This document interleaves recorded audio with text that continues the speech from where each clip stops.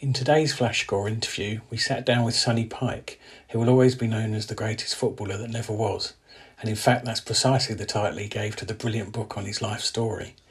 A story that packed more into the first 18 years of his life than most of us manage in a lifetime. From having a 2-week trial with Ajax in the early 1990s and his legs insured for £1 million by the age of 15, to lucrative sponsorship deals and being labelled the new Maradona. Young Sonny Pike was everywhere, but as quickly as his fame arrived, everything turned sour and Sonny ended up behind bars.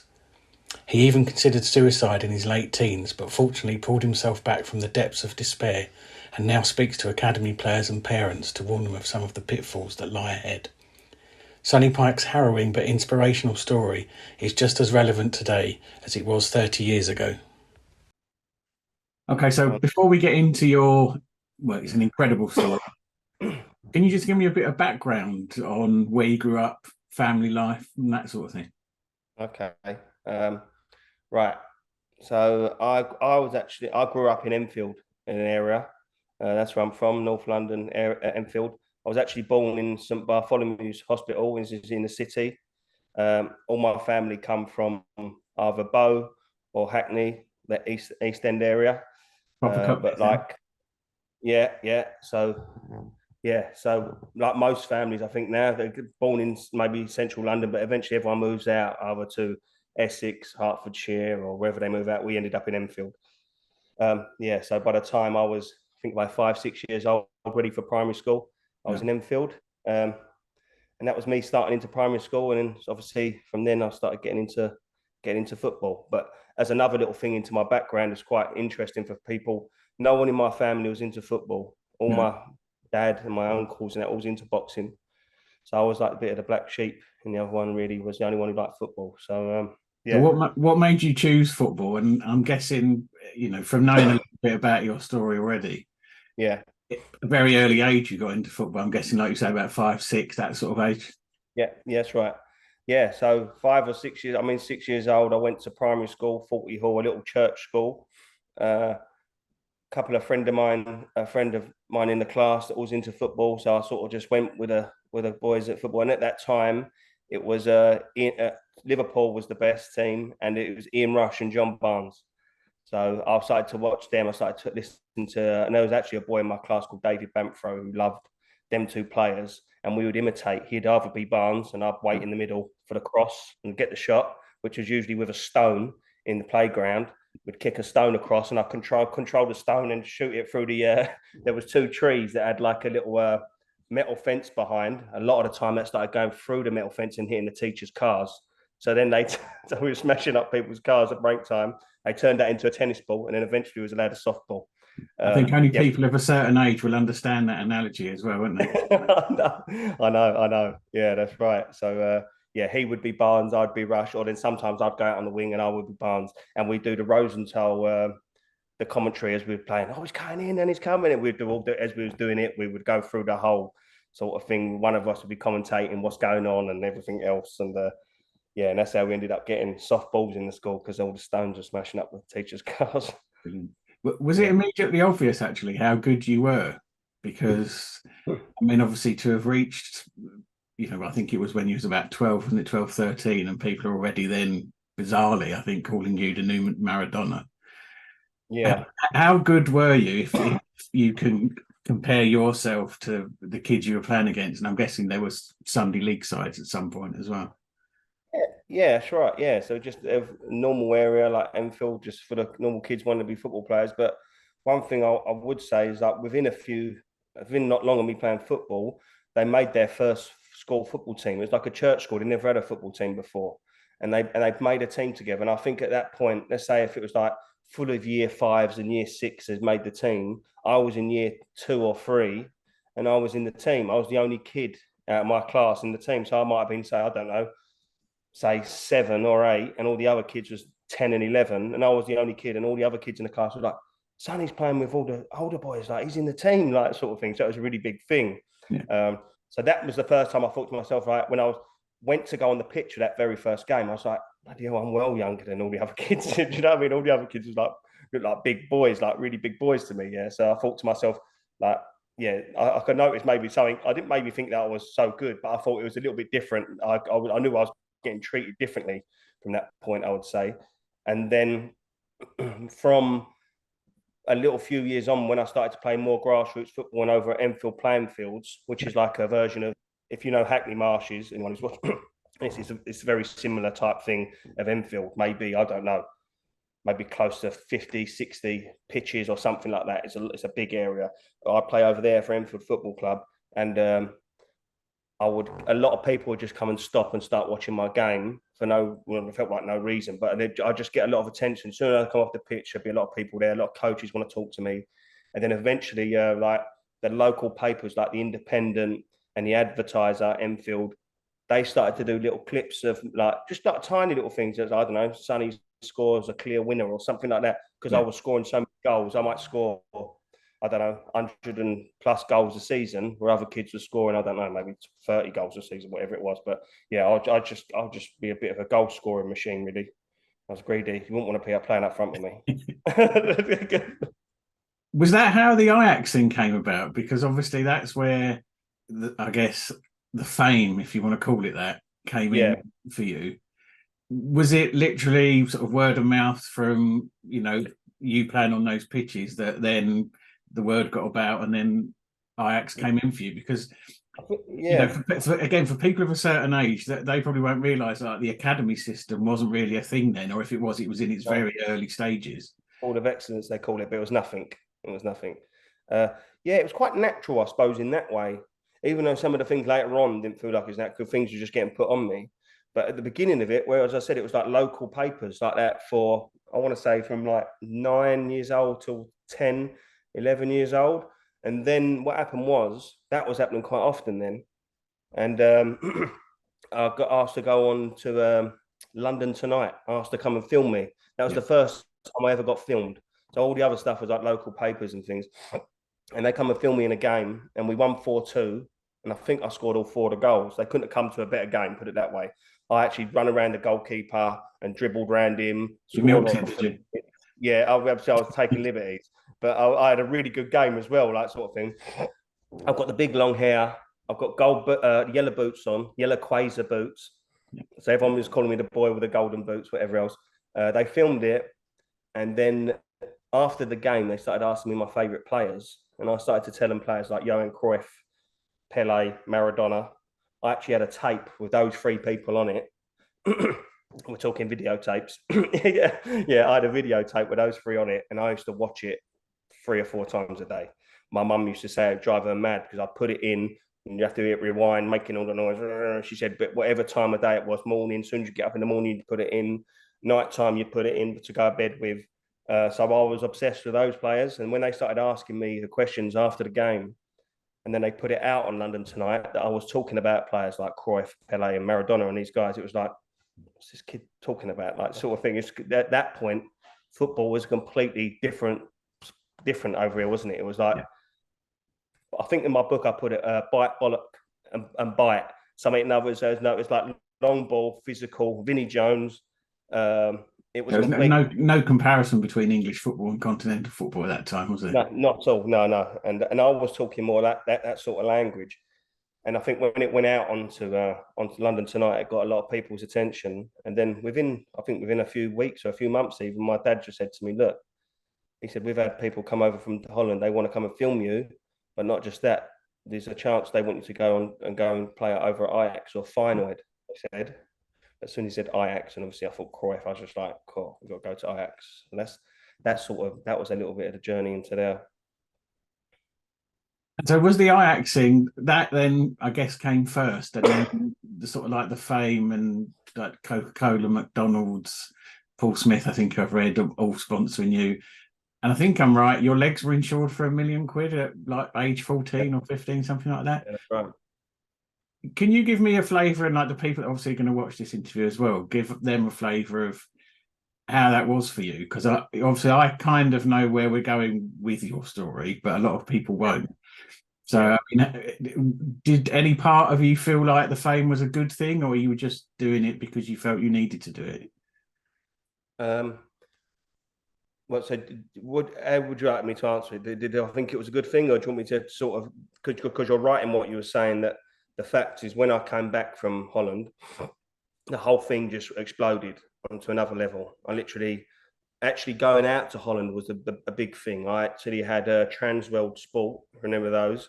Yeah. Them following me out there. I had Blue Peter, and then when I got there, there was two other Dutch companies there, like their version of the BBC, let's say, and another couple of. So as soon as I turned up, there was literally cameras on the plane, filming me on the plane, getting off the plane, everything else. As soon as I come back, yeah, it sort of exploded massively. So then, to be honest with you, I maybe just sort of still naive to it. I was just sort of enjoying the football. Like even the stage when we was playing, we was training. I was training at Ajax at the School of Excellence, let's call it them. I was doing what I was doing, and then all of a sudden they're calling me, Sonny, Sonny. I come off the pitch, and like Tim Vincent was there, giving me a Blue Peter badge and things like that, and I was just like, "What?" Like, but just let me get. I just wanted to go back to football. I literally ran off the pitch. He went, "Give me a badge." I went, "Oh, thank you." I give him the badge back to my dad, and just went running off and went play football. Like there was so much going on, but yeah, as I said, when I come back, yeah, it just went to another level. I think it just felt like just started to ride this wave. I wasn't interested in if I was being on telly at all. It didn't make no difference to me. Obviously, I was just at that point a 12-year-old kid. Were you Um, overwhelmed at all by it, or again, it was just because again, I think if we just move it a little tiny bit forward, because one of the questions I had was about if I was correct in thinking your dad was more the driver of yeah, things. So you get the thing, don't you? Parents are living their dreams through their children, and I wonder oh, if there was oh, quite a bit of that for you. yeah, definitely. I mean, for a little period, I probably thought, oh, this is quite nice, the sort of thing, like getting a bit of attention. But after a while, it did come to a place where I started to butt heads, and I was just like, listen, I just want to play football. Yeah. And I always remember one. I can't even remember it was who come to my house, but everyone used to come to my house with their cameras and everything else. Um, Even so much so when I went on Talk Sport a few years ago, I literally walked up into the top floor of it, and everyone was well excited. I was like, why is everyone excited? Because everyone in here has been to your house before. There was like a room upstairs with like 30 or 40 people in it. It was going, everyone said they've all been to your house. They ain't seen you for years, sort of thing. I was like, what?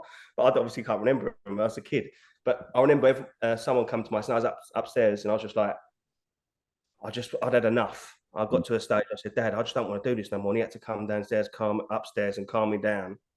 I was getting all panicky and everything else, having a bit of a, I don't know what you'd call it, a sort of bit of a, not a breakdown, but let's say that, for instance, a bit of a panic attack or something like that, let's say. Yeah. It took me, like, say, half an hour to sort of get myself back, feeling back to normal. And then went back downstairs, and then I had to go, and then I had to go back through the whole thing again.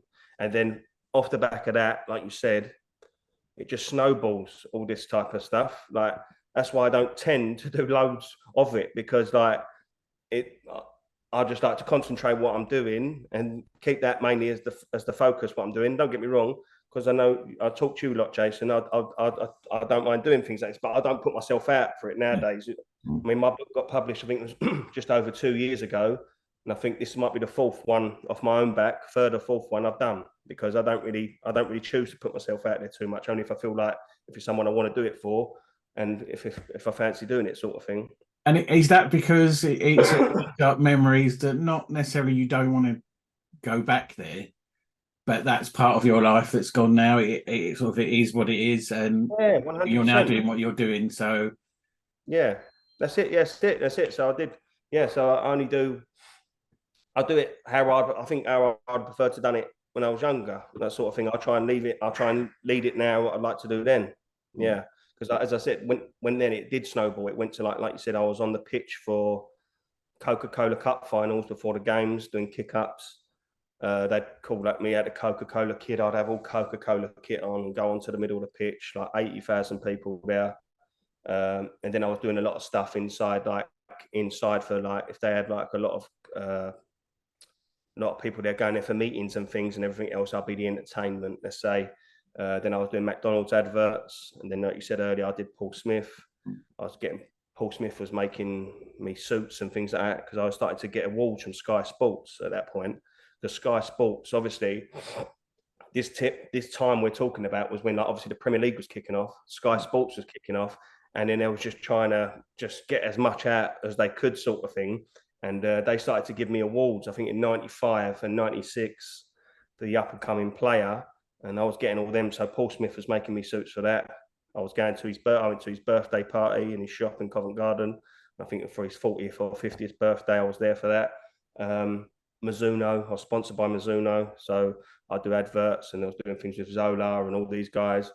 And at that point, like early 90s, mid 90s, let's say, one or two players out of a Premier League team would have their own deal. Everyone else would just have whatever the kit was.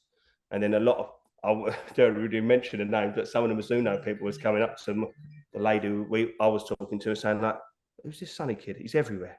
Like he's a little kid. He's got deals. He's doing this. He's going on Hello magazine and whatever else. And it was rubbing some like professionals up the wrong way in some ways. Like, who's this kid getting all this attention, sort of thing? But I suppose in a lot of respects it was exploitation as well, because obviously you didn't know any better. And I think, again, reading a bit of your story, I think your dad was probably charmed by, getting to know the people within the game and stuff. Can you just tell me also a bit about this documentary, Coaching and Poaching? Because I believe that was sort of the beginning of the end for you for football, and then what sort of led to you having, should we call it suicidal thoughts, if we can put it like that? Yeah. So you're right in what you're saying. Was that was sort of from, I always say, like from 10 years old, when his, or a few years before that, was like the more natural stuff, when it was more local papers at 10. Then I went to Ajax at, say, 11, 12 years old. And by the time I got to 14, I mean, I've done the run of the mill. I've been like 4 years in the thick of it.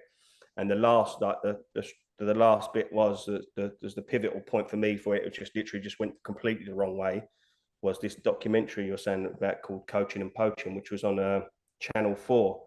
And it was run by a guy called Greg Dyke, which ironically, that guy ends up being the head of FA. And it was about, well, it was told to me, and so my dad said as well to him, that it was just about me doing well and how well I was coming on and going to be this next player and everything else. But obviously, when it comes out, it's a completely different documentary to what we was expecting. She watched it and just like, well, what's all these other people involved? Like, what's all this? Like, it was completely different. Like, it couldn't have been any opposite from what they told us. So it was about literally me being at Leyton Orient and being tapped up by Chelsea. Right. But so they had a guy there with a camera. So I've been playing games for Orient, but then if I went training, I wasn't officially signed at any of these clubs. It was not, yeah, like you said, the academy system where it was nothing. It was nothing there. It was nothing. But my dad apparently fraudulently signed my mum's name on the things, right? Yeah. So anyway, so it looks more than obviously than what it was.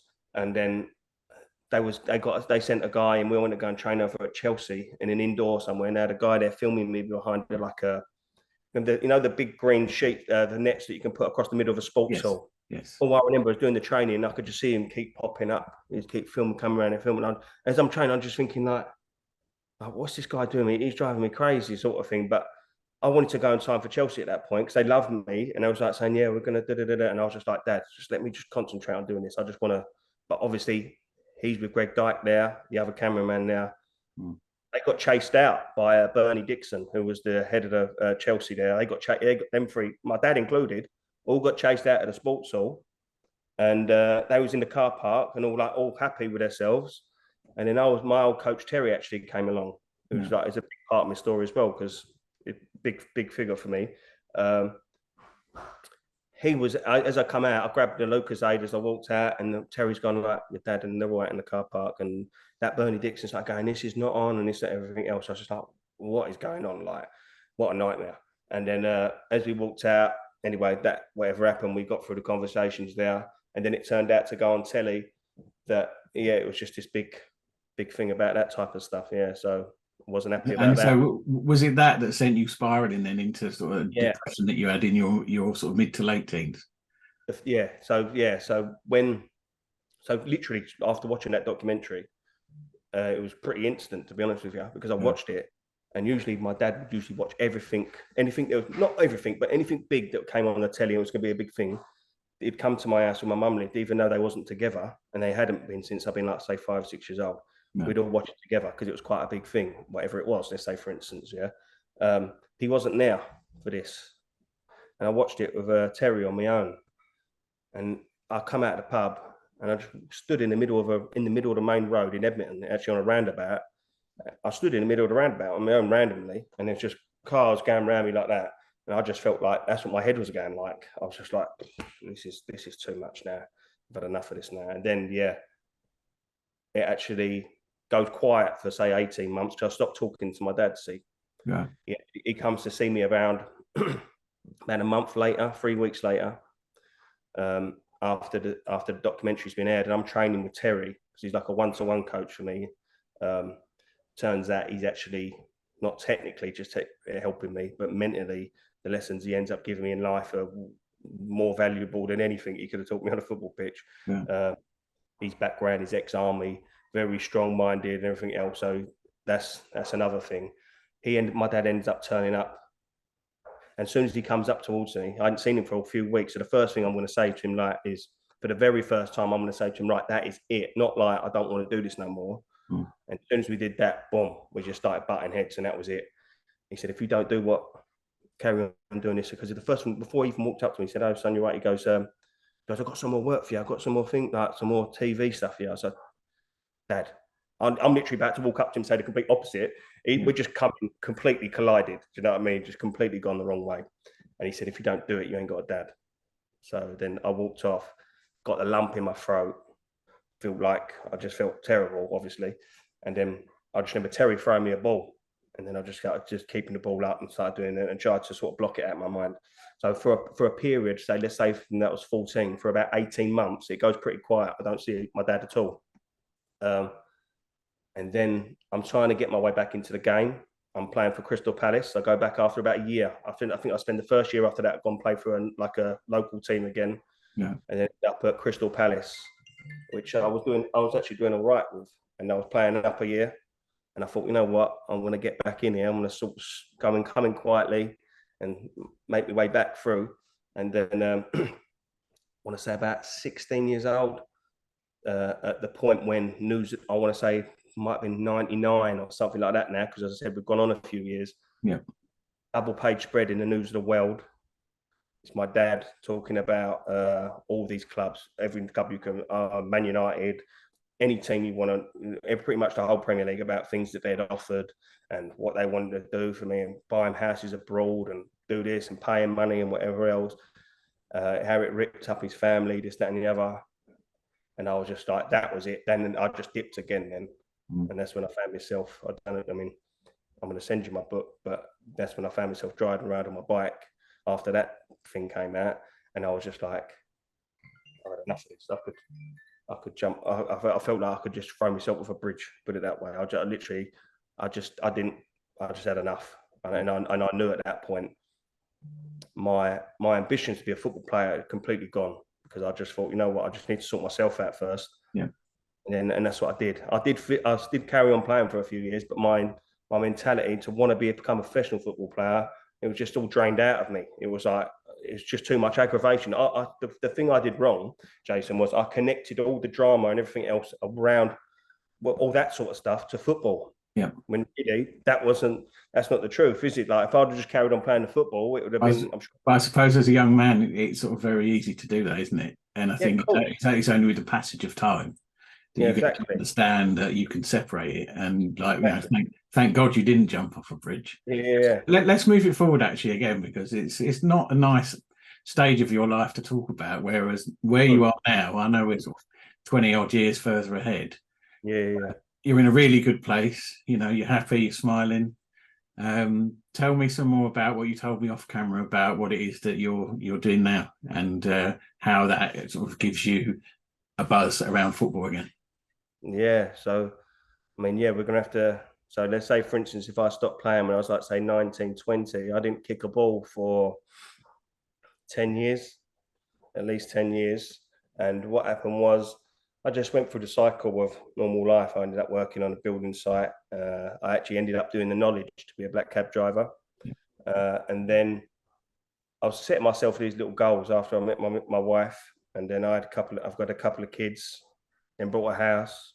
So I started going through the normal sort of things of life, but setting myself little goals. I'll get a car, I'll buy a new cab, I'll do this. And it got to a stage where I was at New Year's Eve with my wife in our house, in our first house that we bought. I'd set a lot of the goals I wanted to do, I'd done. And I said over New Year's Eve, we were sitting there watching like the New Year's Eve fireworks on the telly. I said, next year, I said, I'm going to write a book or make a film on my life. And she was like, what? I'd never spoken to her about football once.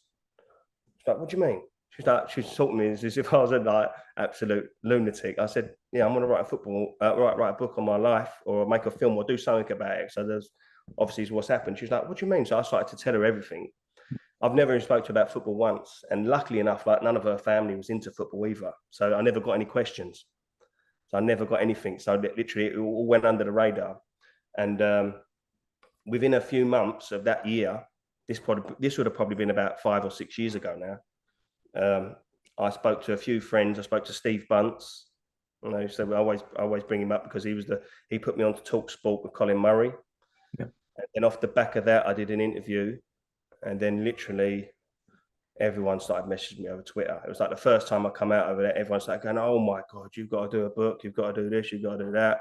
So I did the book, which got published a few years ago, which was another little mission of mine. And then off the back of that, I started to do football. So now the way around it, I end up doing like I'm like a one-to-one coach. Yeah. And I train kids in small groups as well. So in between 6 and 8, I do small group sessions as well. I've actually built myself my own little five-a-side pitch. So I'm mentoring players, older players. I've actually sent some messages out to who's the young kid who was at Celtic, and he's ended up. I forgot his name now. This was about 4 or 5 years ago. I've sent about Is it Dembele, Karamoko Dembele? Yeah. Sent messages out to him and his parents, and I talked to loads of young players. Now, a lot of the people I mentor and talk to were more young pros. So I've got a lot of scholars at clubs and that. I'm talking to their parents and them, and sort of trying to get them through that process, because obviously I can relate to it a lot because of a lot of the attention and the pressure they get. Yeah. I've been there, so I get a lot of that. I've had kids been sent down from up north. I had a boy that had been sent down and had a professional contract given to him. He didn't want to sign it. His mum and dad sent him down to me just to talk to me. Literally, and I was just talking to him and getting him through whatever he was doing. I get a lot of that. And then obviously throwing back again, even to when I was younger, all the technical stuff I used to love doing. That's what I teach kids on the physical side of it. That's what I'm teaching kids. Yeah. So I mean, I'm down there teaching them Cruyff turns and all sorts of ball striking, shooting, everything. Yeah, so it's all gone. It's all gone nice. I can see as well that the buzz it gives you just talking about it as well. Yeah. It's mad because I never done nothing for 10 years, and then now I find myself getting boots and smelling them and balls and things like that. To where I've done that as a kid, and then I sort of ignored it, and I do it again now. I'm like, oh, look at them pulling up boot and trying and everything else. Yeah, so it's mad. It's good. I'm glad you mentioned like the people you're tutoring and their parents, because my last question I had, actually, we've got 6 minutes left before this has to stop. It was just to say, if you had one piece of advice for parents particularly and young kids, because I'm aware of the academy system as well. My eldest was in it and we had a terrible experience that we don't need to go into now. So I know a bit about how it works, but if I'm coming to you as a parent, what is your best piece of advice to give me and my son or daughter if, you know, the big teams, if you want to call them that, come calling? I think it's a tough question, because like all different kids are different at different times, like their mentality and everything else. Some kids at certain ages ain't ready to go into big teams. Their mentalities might not be ready yet. So there's certain times and a place, I think, for that type of stuff. As a parent, my first always thing is to let their child to be in the driver's seat all the time, but you're forever sort of just trying to guide them and give them the options. Look, you could do this and you can do that. Just be a guide instead of sort of going OTT like we all see. I've seen them lately as well. Yeah. So let them be in the driver's seat. But also another thing I wanted to say is that always try and set short-term goals, but always try and think longer instead of getting too excited straight away. For instance, like for me, like instead of sort of grabbing all the deals, the sponsorship deals and all this sort of stuff and getting all excited over a few pairs of boots or an advert or whatever else, just to think long term and just sort of concentrate on the football, really. Let the football do the talking, and promote the love of football more. If anything, that could be the main one of them. But there's too many, to be honest with you. There's a lot. Brilliant. Okay, I'm going to wrap it up there. You can stay online afterwards. We'll have a little chat off camera. But thank you on behalf of Flashscore, and obviously anyone else that's going to watch this. I'm sure they're going to really enjoy it. So thank you very much. No problem. Cheers, mate. Thank you, Jason.